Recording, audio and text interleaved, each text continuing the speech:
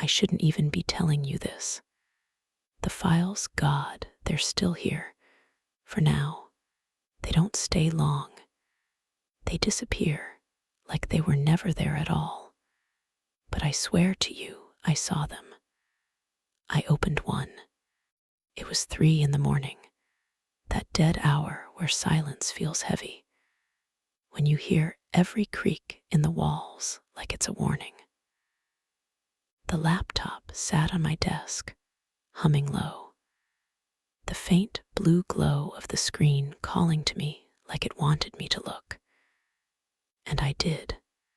There were videos, dozens of them, unmarked, no titles, just raw files, each a timestamp.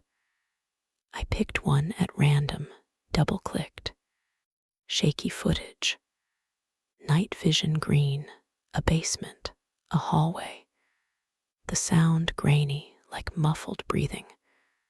I told myself it was nothing, just junk. But then I opened another. And I froze, because it wasn't some stranger's room this time. It was mine. My desk in the corner. The crooked blinds I'd been meaning to fix.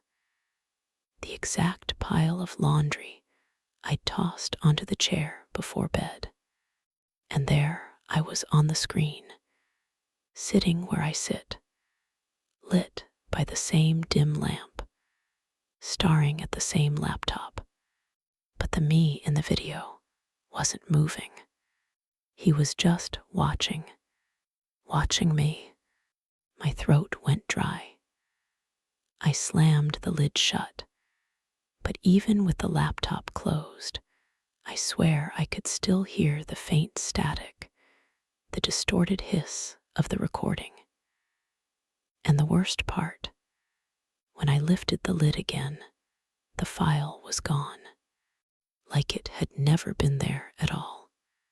I don't know how much longer I have before they disappear completely, before it finds a way to erase this too. So listen carefully. If you're watching this before the videos vanish, before they take me down, remember, I tried to warn you. Most nights, my life was painfully ordinary. I wasn't some dark web thrill seeker, not a hacker, not the type of guy people make horror documentaries about. I was just another insomniac idiot scrolling through Reddit at 2 in the morning, half laughing at posts about real, deep web stories, and half convincing myself I'd never be dumb enough to end up like those people.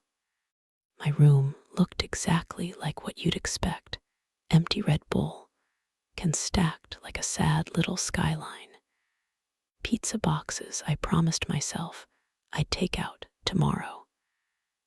And my second-hand gaming chair that squeaked louder than my neighbor's bedroom arguments.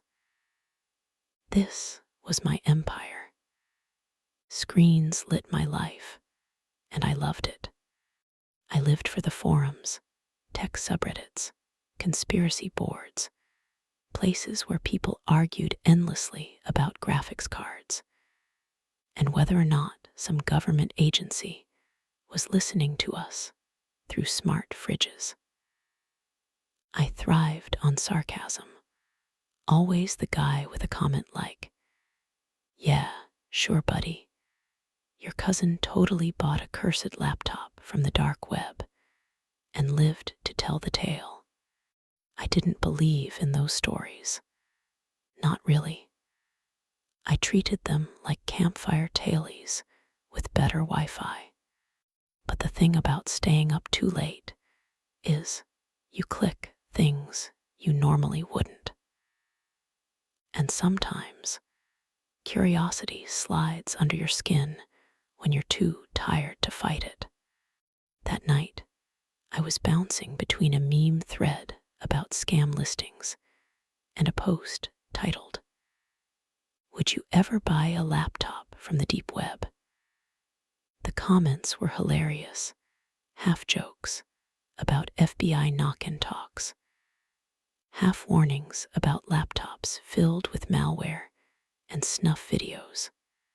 I was laughing, scrolling, rolling my eyes, until I saw it. A link, not flashy. No neon, click ME scam vibes. Just plain text, buried halfway down the thread, like someone had tried to hide it in plain sight. Custom laptops. One of a kind, private collection. And I swear, for a second, my stomach flipped. I knew better. Of course I did. Every red flag my brain could wave was waving. Cheap tech, shady seller, hidden link. Classic setup for getting robbed, hacked, or worse. But the page didn't look like a scam site. It looked sterile, minimal. A handful of listings, each with blurry photos of beaten-up laptops. Prices ridiculously low. Shipping promises that didn't make sense. And then I saw the description on one of them. Used. Contains personal files. Do not modify. It should have been the biggest red flag of all. But instead, it felt like bait dangled just for me. Like stumbling across a locked diary with a note taped to it that says, "Do not read." It felt like something I wasn't supposed to see, which made me want it more.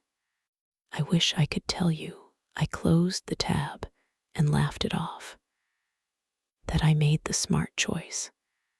But that's not what happened. My mouse hovered. My heart thumped in a way it never did when ordering junk online.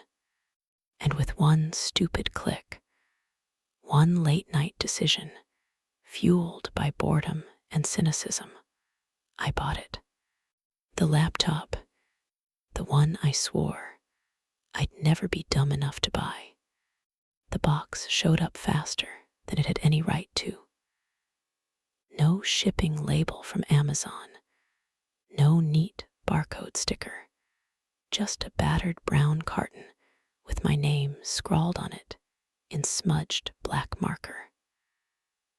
I hadn't even gotten a confirmation email, which should have been my first clue that something was off. It was heavier than I expected, too. Not like a sleek MacBook or those Featherlight Ultrabooks you see in ads. This thing had weight, like a piece of old hardware from the 90s. When I pulled it out of the box, the first thing that hit me wasn't how it looked. It was the smell. Not fresh plastic, not cardboard.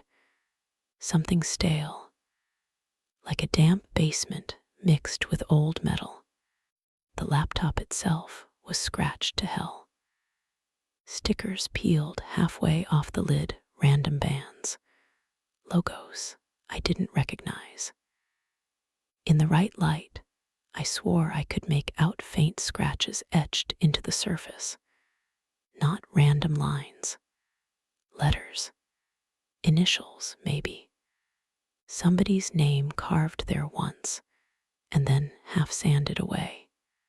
It powered on without being plugged in. That's when my stomach dropped. The screen lit up with a dull gray glow, no familiar Windows chime, no Apple logo. Just a blank, almost military-style boot screen with white text that scrolled faster than I could follow. Lines of code, commands firing off, like the machine was talking to itself.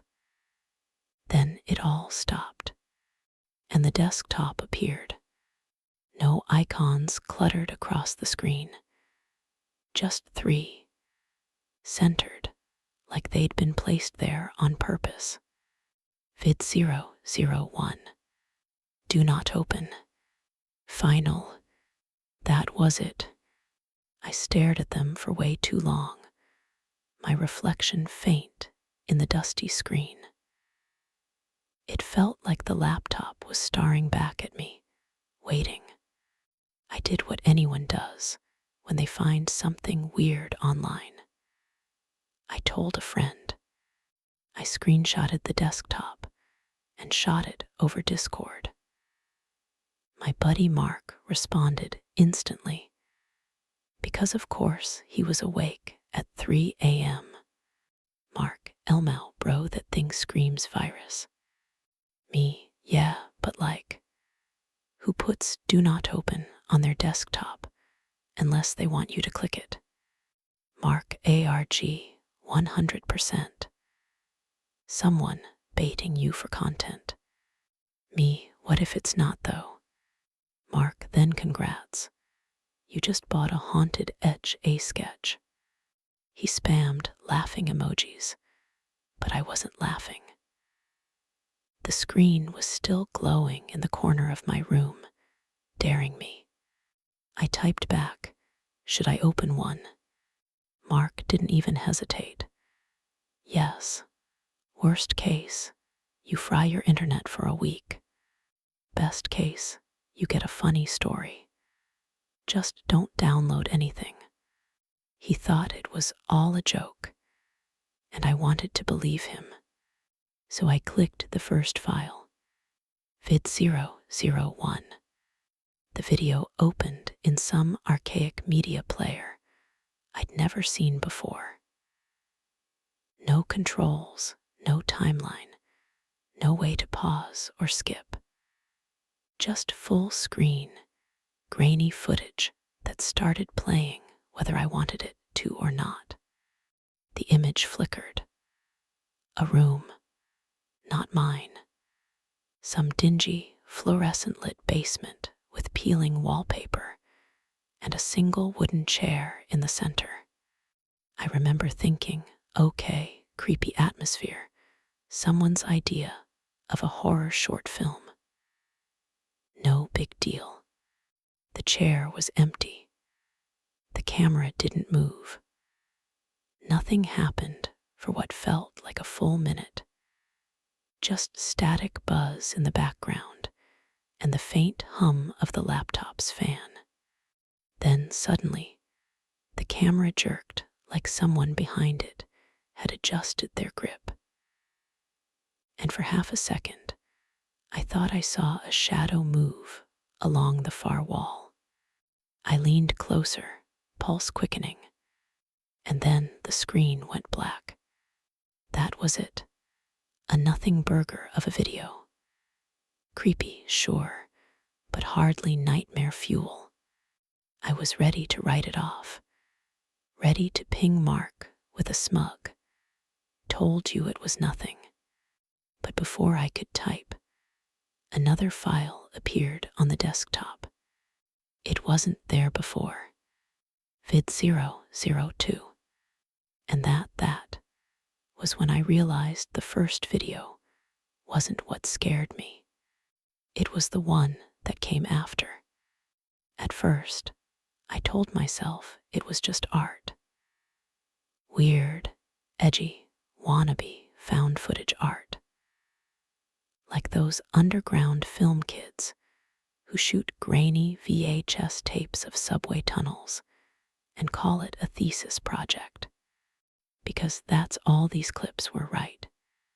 When vid002 popped up, I clicked it with the same sarcastic bravado I'd been using all night. And yeah, more static, more shaky camera work. This time it looked like night vision, the kind you see in ghost hunting shows. A basement again, or maybe a boiler room. Concrete floor. Low ceiling. The camera tilted toward a corner where pipes dripped water in slow, steady plinks. I laughed nervously. What is this? Paranormal Activity 9, Sewer Edition. Mark typed back, bro, you're literally watching some college kid's film project. Chill. So I chilled, or tried to. But then another video appeared, and another. Each time I closed one, a new file blinked onto the desktop like the laptop was feeding them to me. Vid 003, Vid 004, Vid 005. They piled up fast. The clips varied, but the themes were the same. Liminal spaces, shot in shaky, grainy footage. A street corner with a single flickering street lamp. The inside of a laundromat at night. A hallway with peeling wallpaper and no doors, just walls that seemed to stretch forever. And people, always people. Not actors, not staged, just people. Sleeping on couches, curled up in beds, slumped against bus stop benches at 2 in the morning. Faces slack, completely unaware of the camera lingering over them. That was when the jokes started to die in my throat. Mark sent a skull emoji. Okay, that's low-key creepy NGL. But prob stock footage. Stock footage. Sure. Except who sells stock footage of a middle-aged man snoring in his recliner, while someone inches close enough to capture the rise and fall of his chest. I should have stopped there, closed the lid, chucked the thing in a dumpster. But instead, I kept clicking. Vid 008, Vid 009. The numbers climbed. And then I noticed something. The files had metadata. Old video nerd habit. I right-clicked, checked properties. Most of it was gibberish. But buried in the details, one line jumped out at me. Timestamp, GPS coordinates. I copied them into Google Maps, expecting nothing. A random field in Nebraska, maybe. But no. It zoomed right into my city, just a few miles from where I was sitting. My mouth went dry. I typed to Mark, "These are real places." He spammed question marks. I sent him a screenshot, the coordinates, the map pin. Mark, okay, that's creepy.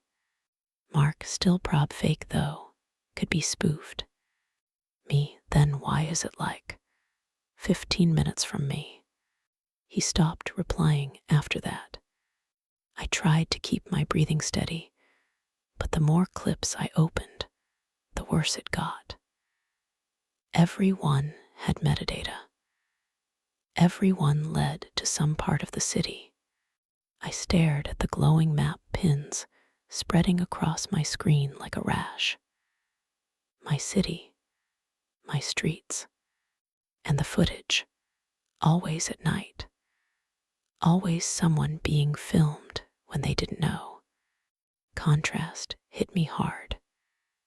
Everyone else I knew was scrolling through memes, laughing at dumb TikToks, watching cat compilations at 3 a.m.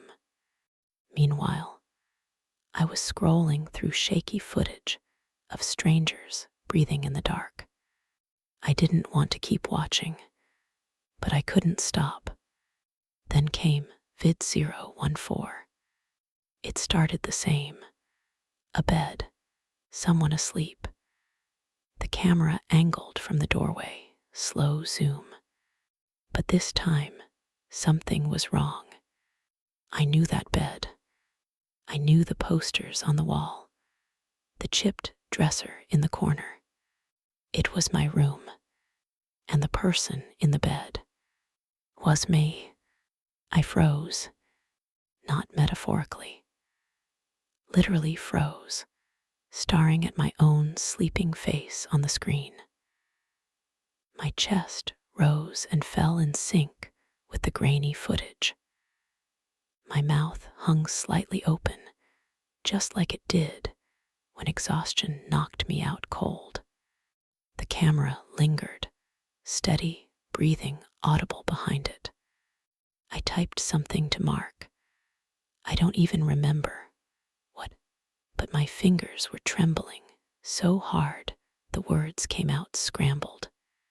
The clip ended abruptly, just static, then black, and another file appeared. vid015. But I couldn't bring myself to open it. Not yet. Instead, I sat there in the glow of the screen, bile rising in my throat, the reality pressing down on me like a weight I couldn't shake. Someone had been in my room with a camera, watching me, recording me, and now the evidence was sitting on this cursed laptop, daring me to keep going. I told myself I had to know, had to prove it wasn't real, that it was some kind of deepfake trick or elaborate scam. That was the only way I could convince myself to keep breathing. So I did the only thing that made sense at the time.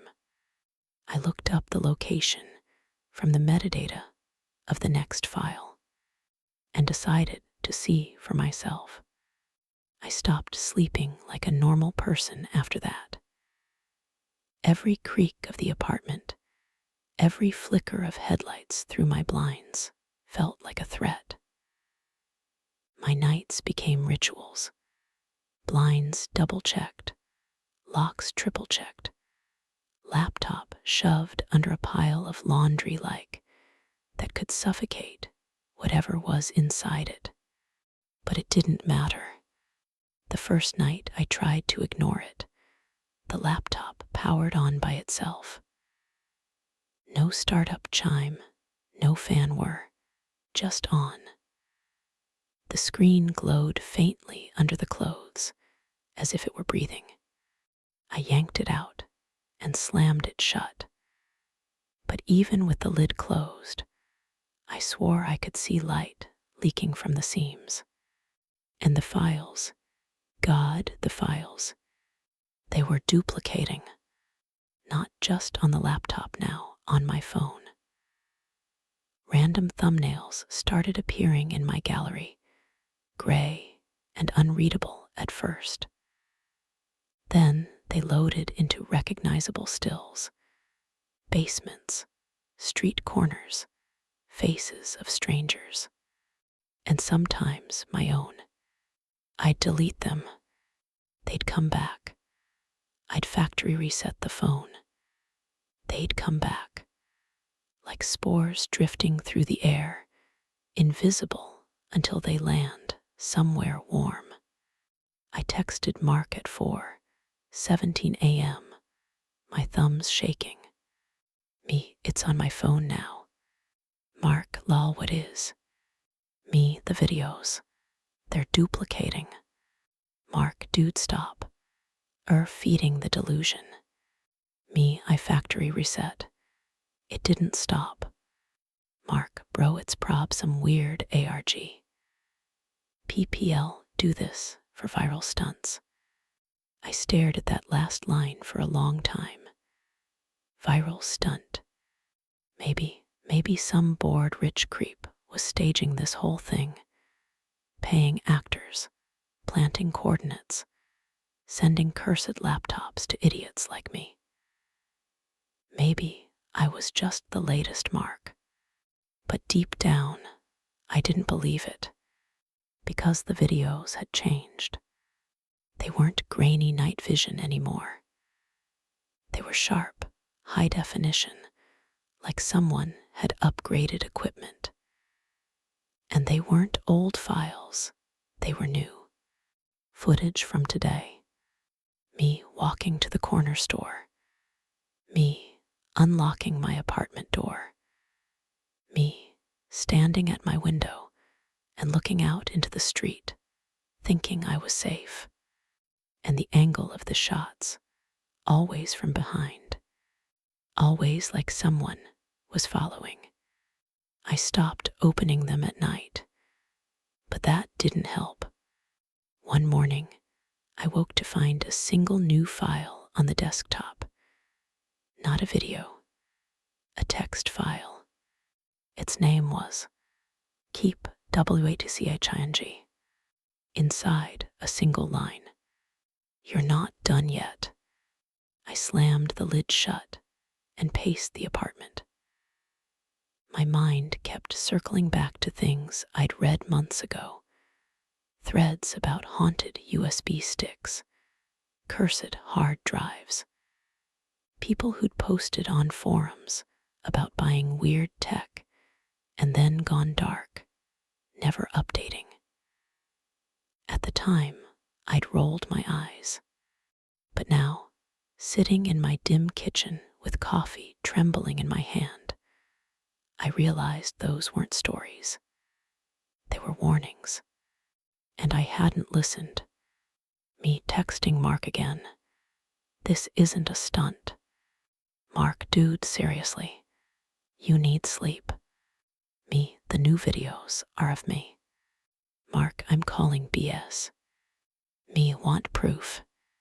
I sent him a screenshot of the newest clip. A still of me standing at my own window, staring out. He left me on read. The silence was worse than his sarcasm. By the third night of this, I'd stopped checking my blinds because every time I did, I swore I saw something, a shape, a person just out of view, a figure that dissolved when I blinked. The laptop glowed like a beacon on my desk. Even when unplugged, it stayed warm, as if it had a heartbeat. I told myself it couldn't really be watching me, that it was all some trick, some malware that grabbed my webcam feed or scraped my socials for images. But I'd covered my webcam with tape months ago, and the angles in the videos weren't webcam angles. They were from inside the apartment. I stopped inviting people over. Mark stopped answering. My phone rang twice from a no-caller ID number, and when I picked up, all I heard was the faint static of an old VHS tape. I thought about smashing the laptop. I really did.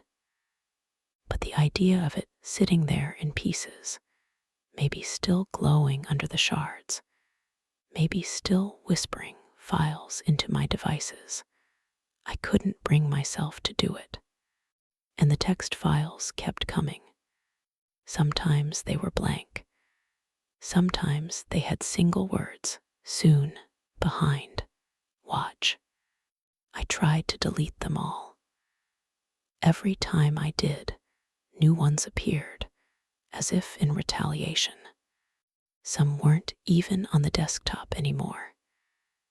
They appeared on my phone, my work laptop, even my cloud storage.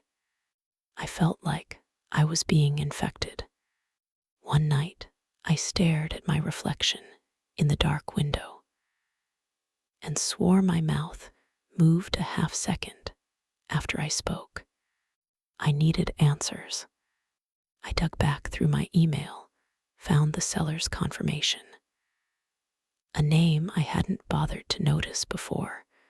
Vault node. No address. No return policy. Just an email string. My fingers hovered over the keyboard. Part of me didn't want to reach out. What if it made things worse? What if it let them know I was really watching? But I couldn't keep living like this. So I opened a blank email. Subject line, your laptop. And I started to type. I don't know what I expected from the email. Maybe some generic auto-reply. Maybe nothing at all. But I didn't expect an answer within minutes. The reply was short, almost like they'd been waiting. Vault node too late. It knows you. I stared at the words until they blurred. My fingers hovered over the keyboard, unsure whether to slam the lid shut or start hammering questions. My chest tightened like I'd swallowed ice. I typed, "Me, what does that mean? Who are you?" Another reply came instantly. "Vault node, I'm not who you think. I didn't make it. I just needed to get rid of it." My stomach turned. Me, what is it? Some kind of ARG? Malware. Vault node, not an ARG, not a stunt. It doesn't care about games. It wants witnesses. Witnesses? Me, witnesses to what? This time, no instant reply. I refreshed compulsively, waiting. Finally. Vault node, I tried to warn the last one too. They didn't listen. The words "last one" sent a cold ripple down my spine. I typed faster. Me, last one what? Vault node, last owner. My cursor blinked. Me, owner of the laptop. Vault node, it's not a laptop. It's a vessel. It moves. It chooses. I thought if I sold it, it would end. It didn't. It always finds a new owner. I reread that a dozen times. My heart thudded in my ears. Me, if this is a joke, it's not funny. Vault node, listen to me. Don't open the last video. Don't let it record you. My hands trembled so violently. I had to steady them against the desk. Me, too late. It already has videos of me. Vault node, then you're marked. The word marked sat on the screen like a stain. Me, marked for what? Vault node, not death, worse. I typed, "Me, explain." But the next message was longer. Like the cellar had cracked. Vault node, it records, it collects, it shows you things. It wants you to keep watching. If you don't, it takes more. It started with footage of strangers, right? That's how it draws you in. Then footage of yourself. That's the second stage. The last stage is the final video. Once you see it, it can use you. It can film through you. Film through you. Me, I don't understand. Vault node, you will. Just don't open the file marked final. Don't look at it. Don't even hover over it. I pushed back from the desk, my chair squeaking like a scream. My eyes darted to the laptop screen. The folder sat there, quiet and innocuous. And at the bottom, a single file. Final.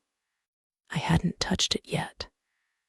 But now, knowing what I knew, it felt like it was pulsing on the desktop. Waiting. Me, why didn't you destroy it? Vault node, you think I didn't try. It's not hardware. It's a door. Doors don't burn. My throat felt like sandpaper. Me, then what do I do? Vault node, there's no doing. There's only passing it on. I didn't reply. My hands hovered over the keyboard, clammy and shaking. Another message arrived, but it was garbled, full of characters that looked like corrupted code. Then, one last line beneath the static.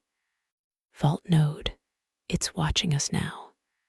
I glanced at the laptop, instinctively, and that's when the camera light came on. A tiny green glow, bright in the dark room. I hadn't turned it on. I hadn't even touched the laptop. My heart jackhammered in my chest. Slowly, I reached out and shut the lid. The glow vanished, but I could still feel it, like an eye pressed against my skin. The seller stopped replying after that. My emails bounced. The address went dark, and the laptop sat there, quiet. But on the desktop, Final flickered once, like a heartbeat. I knew then I couldn't avoid it forever. For 2 days, I resisted. I told myself I wouldn't touch it. I shoved the laptop into my closet, buried under laundry. Hopping distance would weaken the pull. But every time I walked past the door, I swore I heard the faint hum of its fan through the wood. Final. It burned in my head. The word wouldn't let go. On the third night, exhaustion beat caution. I dragged the laptop back out, set it on my desk, and just stared at the icon. The little blank thumbnail sat there like a snare, waiting for me to step in. I told myself I would only hover, just hover. The instant my cursor passed over it, the file opened. No loading, no lag, just instant full-screen video. At first, I thought it was another stranger. A shaky shot of someone in a dimly lit bedroom. They sat in front of their own laptop, pale, wide-eyed, whispering directly into the camera. "I don't know who's going to see this," they muttered, voice trembling. "But if you found it, then you're where I was. Don't make the same mistakes. Don't." The screen glitched, and the next person appeared. A young woman. Same setup, same fear in her eyes. Then another, then another. A parade of faces. Dozens of them. All filmed in dim rooms, some whispering, some crying, some screaming at the screen until their voices broke. One man clawed at his own face until blood smeared the lens. Another simply rocked back and forth, repeating, "It won't let me stop." The footage went on and on. People from all over. Different ages, languages, but the same terror carved into their features. And then, the feed cut. Static. When the image cleared, I wasn't watching strangers anymore. I was watching myself. My own room, framed from the corner near the ceiling. The exact angle as the very first clip I'd seen. Except this wasn't old footage. It was live. I glanced to the corner instinctively. Nothing there. No camera, no lens, just peeling paint. But on screen, my body sat at the desk, laptop open, eyes wide and unblinking. I moved my hand. On the video, my reflection moved a half-second too late. The delay was wrong, distorted. And then the whispers started. Not from the speakers, from behind me. I spun, but the room was empty.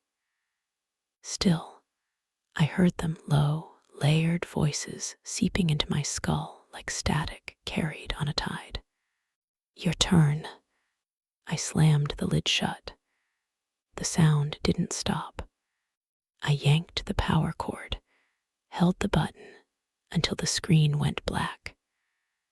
Still the whisper.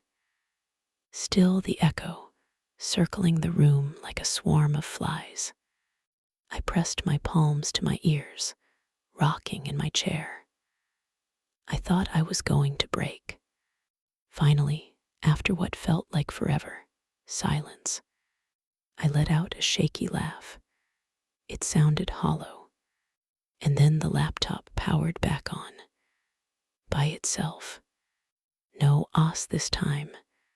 No desktop, just the video. And this time, I wasn't alone in the frame. Behind me, slightly out of focus, something stood. Tall still, watching. I didn't turn around. Couldn't. My body locked in place. Breath strangled in my throat. On the screen, the distorted version of me leaned forward, closer to the camera, eyes wide. And then my own voice, warped and layered, spoke. If you're watching this, you're already part of it. The screen fractured into hundreds of mirrored boxes, each filled with faces. Faces of viewers. Blank stares. Some shocked. Some leaning closer to see better. Some smiling faintly, as if they'd been waiting. I realized too late what the seller had meant. It wasn't cursed. It wasn't haunted. It was a ritual. Recruitment. Every person who watched was marked. Pulled in, link by link, video by video, until the network grew. Until the next owner found themselves staring into the same abyss I was. And now I was part of it. The laptop whirred, and new files began appearing across the desktop. Hundreds, then thousands, each named with a timestamp. Future recordings. Mine, yours, whoever came next. I tried to slam it shut again, but the hinges resisted, as if the thing had grown bones. The whispers surged until my vision swam. I staggered back from the desk, heart rattling in my ribs. The screen pulsed like a heartbeat. Your turn. The words weren't whispered anymore. They were inside me. I don't know how long I stood there, frozen. Maybe minutes. Maybe hours. The next thing I remember is my own reflection in the dark monitor after the video cut to black. Except it wasn't my reflection anymore. The eyes weren't mine. The mouth curled in a grin I didn't make. And then static. The video ended, but the folder didn't. A new file appeared. It wasn't named Final anymore. It was named after me. I don't know how much longer I have before it finds another way through. Before it uses me the way it used all the others. That's why I'm telling you this now, fast, messy, desperate. Because maybe, just maybe, someone will hear me before the videos vanish. Don't pretend you aren't curious. I see the way you're listening, leaning closer. You've probably already imagined it, powering on the laptop, opening that first folder, telling yourself it's just a story. That's exactly what I thought. But here's the truth. Curiosity is the only key it needs, and you've already turned it. I keep asking myself if I could have stopped it, if I hadn't clicked, if I hadn't ordered that damn thing in the first place. But the seller was right, it knows you. Once you've seen it, it doesn't matter what you believe. Jokes, skepticism, cynicism, it feeds on all of it. And now it's your turn. Would you open the laptop? Don't lie, I'll know. Every person before me said the same thing. They thought they were safe because it wasn't real. That's why the videos never stop They're not warnings, they're confessions. Each face I saw was someone else who thought they were just a viewer, just a bystander.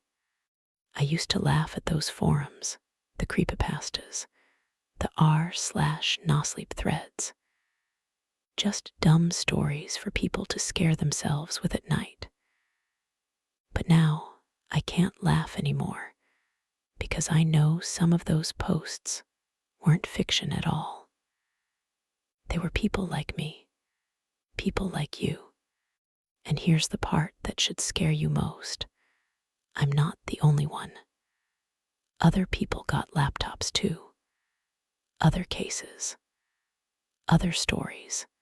Some are buried, some were erased, but a few are still out there. Maybe I'll share them if I live long enough. I wait. Do you hear that? The fan just kicked on again. The lid is closed, but the screen is glowing through the cracks. New files are appearing, not just on the laptop, on my phone, on the TV. I think, no, this can't. If you're still watching, remember what I said. I tried to warn you. Static